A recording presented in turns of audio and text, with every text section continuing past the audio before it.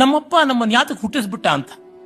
ಆಗ ಹೋಟೆಲ್ ಮೇಲೆ 5ನೇದೋ 6ನೇದೋ ಫ್ಲೋರಿನ ಮೇಲಿಂದ ಎಳ್ಕೊಂಡು ಬಂದು ಇಲ್ಲಿಂದ ಬೀಳು ಅಂತಾನೆ. ಯಾಕೆಂದ್ರೆ ಯಾಕೆ ಹುಟ್ಟಿಸ್ತೀಯಾ ಅನ್ನೋ ಪ್ರಶ್ನೆ ಕೇಳಬೇಕಾದ್ರೆ ಹುಟ್ಟನ್ನ ತ್ಯಾಗ ಮಾಡುವ ಸಿದ್ಧತೆ ಇರಬೇಕು ಅಂತ.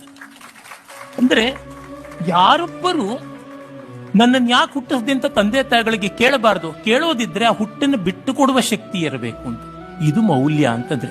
ಅಂದ್ರೆ ನಾವು ಪ್ರಶ್ನೆ ಮಾಡಿದ್ರೆ ಆ ಪ್ರಶ್ನೆ ಹಿಂದೆ ಆ ಪ್ರಶ್ನೆಗೆ ತಕ್ಕಂತೆ ನಡ್ಕೊಳ್ಬೇಕು ಅನ್ನುವಂಥದ್ದು. ಈ ದೇಶ ಏನ್ ಮಾಡಿದೆ ಅಂತ ನಾವೇನಾದ್ರು ನಮ್ಮ ದೇಶದ ಬಗ್ಗೆ ಹೇಳೋಕ್ ಮುಂಚೆ ಈ ದೇಶವನ್ನು ಬಿಟ್ಟು ಬೇರೆ ಎಲ್ಲಾದ್ರೂ ಬದುಕಬಲ್ಲೆವಾ?